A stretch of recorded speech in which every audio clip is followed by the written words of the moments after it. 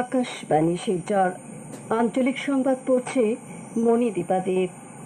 আজকের বিশেষ বিশেষ খবর হলো, একবিংশ শতকের দ্রুত পরিবর্তনশীল পৃথিবীতে ভারতকে গুরুত্বপূর্ণ ভূমিকা পালনের জন্য দ্রুত পরিবর্তন সাধন করতে হবে বলে প্রধানমন্ত্রী নরেন্দ্র মোদীর মন্তব্য। রাজ্য শিক্ষানীতি 2020 রূপায়ণের জন্য আসাম সরকারের 40 সদস্যের উচ্চ পর্যায়ের একটি কমিটি গঠনের সিদ্ধান্ত।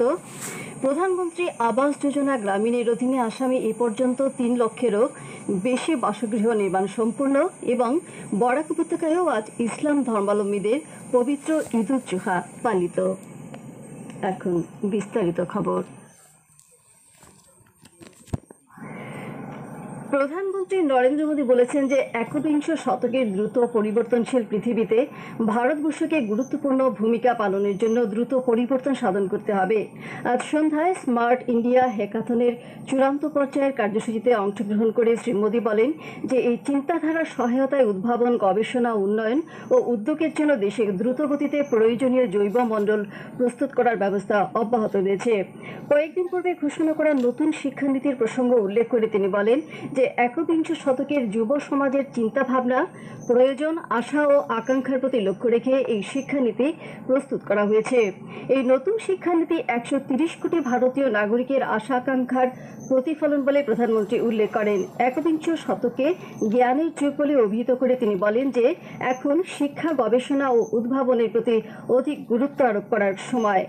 ভারতের জাতীয় শিক্ষানীতি 2020 এই কাজ করবে বলে তিনি মত প্রকাশ করেন।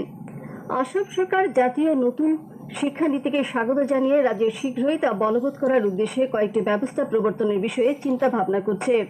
রাজ্যের শিক্ষামন্ত্রী ডক্টর হিমন্ত বিশ্ব শর্মা আজ এক সাংবাদিক সম্মেলনে একথা জানিয়ে বলেন যে কেন্দ্রীয় মন্ত্রিসভা অনুমোদিত নতুন জাতীয় শিক্ষানীতিতে দ্বাদশ শ্রেণী পর্যন্ত সব ছাত্রছাত্রীদের শিক্ষা বাধ্যতামূলক করা হয়েছে।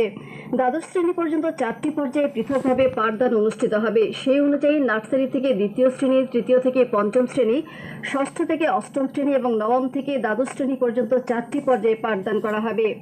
পঞ্চম শ্রেণী পর্যন্ত মাতৃভাষা বাধ্যতামূলক করা হয়েছে। এছাড়া স্নাতক পর্যায়ে আমূল পরিবর্তন আনা হয়েছে। আগামী বছরের জানুয়ারি মাসের মধ্যে রাজ্য সরকার নতুন জাতীয় শিক্ষানীতির অধীনে রাজ্য শিক্ষানীতি প্রস্তুত করবে। এর জন্য আসামে 40 সদস্যের একটি কমিটি গঠন করা হয়েছে। এই কমিটি আগামী সপ্তাহ থেকেই নতুন শিক্ষানীতি প্রস্তুতের কাজ শুরু করবে। এদিকে এখন থেকে রাজ্যের প্রতিটি মহাবিদ্যালয়কে স্বশাসনের ক্ষমতা প্রদান করা হবে। রাজ্যের 16টি মহাবিদ্যালয়ে বিজ্ঞান শাখা প্রবর্তন করার ব্যবস্থা করা হয়েছে। এর জন্য নতুন করে 250টি কলেজ শিক্ষকের পদ সহ 300-র অধিক পদ নতুন করে প্রবর্তন করার ব্যবস্থা করা হয়েছে বলে শিক্ষামন্ত্রী জানান। আগামী 15ই আগস্টের মধ্যে বিদ্যালয়, মহাবিদ্যালয়গুলি প্রাদেশিকীকরণ করা হবে বলে উল্লেখ করে তিনি বলেন যে 1 জানুয়ারি থেকে এগুলি কার্যকর করা হবে। জাতীয় নতুন শিক্ষানীতি অনুযায়ী 2021 সালের 1 এপ্রিল থেকে নতুন শিক্ষাবর্ষ শুরু হবে এবং 2রা অক্টোবর গান্ধী জয়ন্তীর দিন আসামের চা বাগানের 119টি নতুন বিদ্যালয় নির্মাণের কাজ শুরু করা হবে বলে শিক্ষামন্ত্রী জানান। উল্লেখ্য, আগামী 1 সেপ্টেম্বর থেকে রাজ্যের বিদ্যালয়গুলিতে পাঠদান শুরু হবার সম্ভাবনা রয়েছে। এর জন্য 31 আগস্টের মধ্যে সরকারি বিদ্যালয়গুলির শিক্ষক শিক্ষিকাদের করোনা টেস্ট বাধ্যতামূলক করা হয়েছে বলে তিনি জানান। তবে সেপ্টেম্বর মাসে রাজ্যের 4র্থ শ্রেণী পর্যন্ত পাঠদান বন্ধ থাকবে। এছাড়া 5ম থেকে 8ম শ্রেণী পর্যন্ত সামাজিক দূরত্ব বজায় রেখে 15 জন ছাত্রছাত্রী নিয়ে মুক্ত আকাশের নিচে পৃথকভাবে পাঠদান করতে হবে। 5ম থেকে 8ম শ্রেণী পর্যন্ত সপ্তাহে 2 দিনের জন্য 3 ঘন্টা করে পাঠদান করা হবে। নবম, দশম, একাদশ ও দ্বাদশ শ্রেণীর পাঠদান বিদ্যালয়ে অনুষ্ঠিত হবে।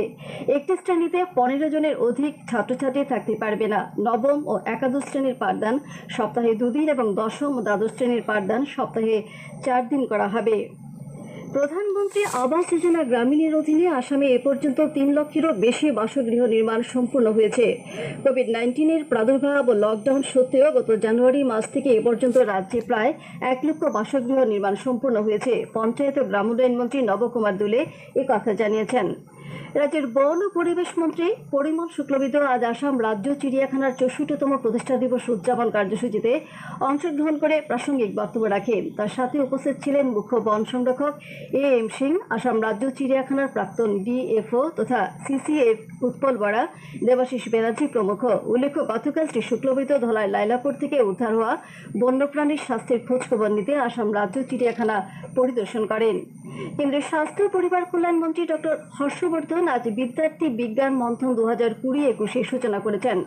ষষ্ঠ শ্রেণী থেকে একাদশ শ্রেণী পর্যন্ত স্কুল ছাত্রছাত্রীদের মধ্যে বিজ্ঞান জনপ্রিয় করে তুলতে জাতীয় কার্যসূচি হিসেবে এ পদক্ষেপ গ্রহণ করা হয়েছে। ডক্টর বর্ধন বলেন, বিজ্ঞানে যাদের মেধা রয়েছে তাদের এই মন্ত্রের মাধ্যমে শনাক্ত করা যাবে এবং সকল শিক্ষার্থীদের বিজ্ঞানের প্রতি আকর্ষিত করা যাবে। তিনি বলেন, ছাত্রছাত্রীদের নতুন ভারত গড়ে তোলার প্রয়াসের ক্ষেত্রে এই বিদ্যার্থী বিজ্ঞান মন্থন উল্লেখযোগ্য ভূমিকা পালন করবে। এদিকে নতুন শিক্ষানীতির প্রশংসা করে ডক্টর বর্ধন বলেন, প্রধানমন্ত্রী নরেন্দ্র মোদীর নেতৃত্বে এই শিক্ষানীতি কার্যকর হবে এবং এর ফলস্বরূপ ভারত বিশ্ব পর্যায়ে জ্ঞানের কেন্দ্র হিসেবে গড়ে উঠবে। খবর শুনছেন আকাশবাণী শিলচর কেন্দ্র থেকে।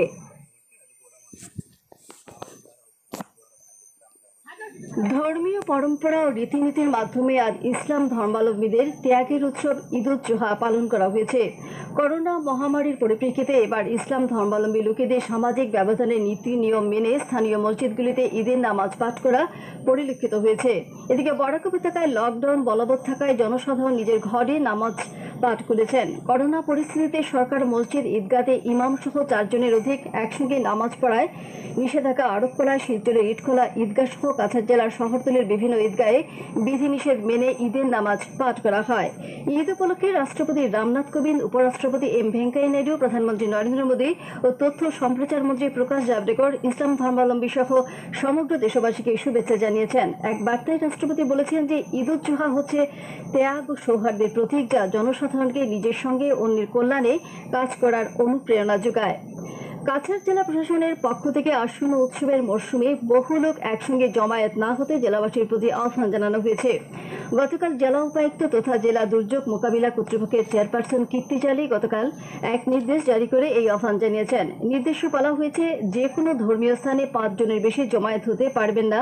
এছাড়া সবাইকে কোভিড প্রটোকলও মেনে চলতে হবে। নির্দেশে আরও বলা হয়েছে যে পুনরাদেশ না দেওয়া পর্যন্ত সব রাজনৈতিক ও ধর্মীয় সমাবেশে নিষেধাজ্ঞা বলবৎ থাকবে।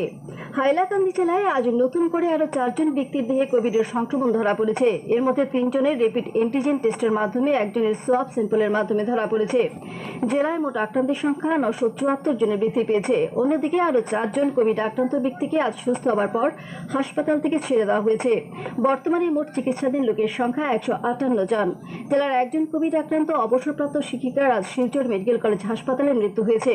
তবে ডেথ অডিট বোর্ড এই অবসরপ্রাপ্ত শিক্ষিকার মৃত্যু কোভিডের জন্য হয়নি বলে ঘোষণা করেছে।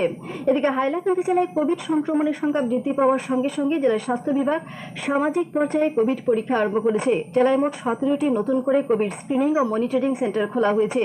জেলার বিভিন্ন বাজার ও জনবহুল অঞ্চলে র্যাপিড অ্যান্টিজেন টেস্ট ইতিমধ্যে আরম্ভ করা হয়েছে। জেলার ব্যাংক কর্মী, অটো চালক, ই রিক্সা চালক সবার কোভিড টেস্ট বাধ্যতামূলক করা হয়েছে। একদিনে 5000 টেস্ট করার লক্ষ্য হাতে নেওয়া হয়েছে। এদিকে করিমগঞ্জে আজ নতুন করে 19 জন করোনা ভাইরাসে আক্রান্ত হয়েছেন। কাছাড় জেলায় আজ এই রোগে 2 জনের মৃত্যু হয়েছে বলে রাজ্যের স্বাস্থ্যমন্ত্রী ডক্টর হিমন্ত বিশ্ব শর্মা এক টুইটে জানিয়েছেন। মিজোরামে কোভিড-19 সংক্রমণ রোধে গৃহীত পদক্ষেপ হিসেবে আগামী 31শে আগস্ট পর্যন্ত পুনরায় লকডাউন বৃদ্ধি করা হয়েছে। তবে ব্যবসা বাণিজ্য, পরিবহনের ক্ষেত্রে কিছু শিথিলতা প্রদান করা হয়েছে। এদিকে রাজ্যের সব জেলা সদরগুলিতে রাত 8:30 থেকে পরদিন ভোর 4:30 পর্যন্ত নৈশকালীন সান্ধ্য আইন বলবৎ থাকবে। নাগাল্যান্ডে নতুন করে আজ আরও 130 জন কোভিড-19 আক্রান্ত হয়েছেন। এ নিয়ে রাজ্যে মোট আক্রান্তের সংখ্যা 1823-এ বৃদ্ধি পেয়েছে।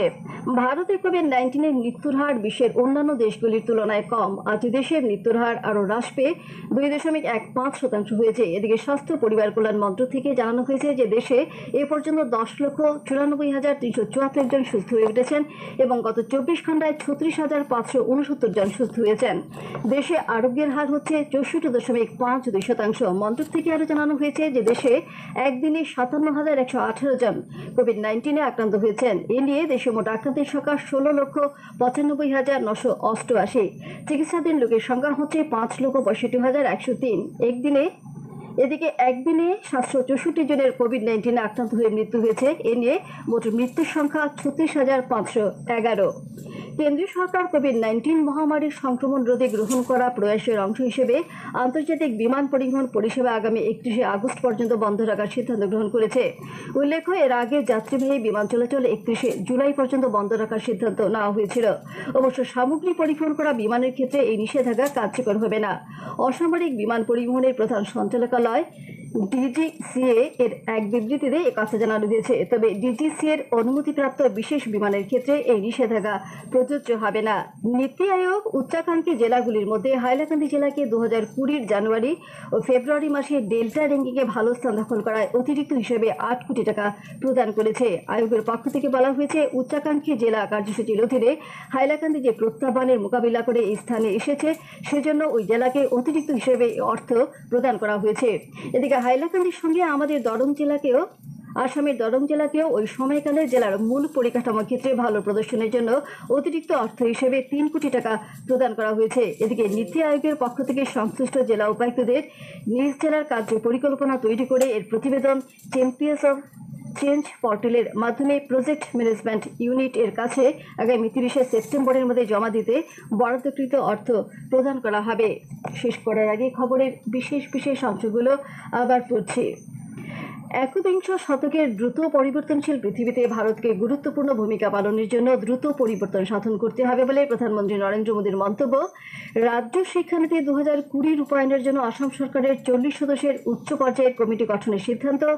প্রধানমন্ত্রী আবাস যোজনা গ্রামীণের অধীনে আসামে এ পর্যন্ত 3 লক্ষেরও বেশি বাসগৃহ নির্মাণ সম্পূর্ণ। এবং বরাক উপত্যকায়ও আজ ইসলাম ধর্মাবলম্বীদের পবিত্র ঈদ উল জুহা পালিত।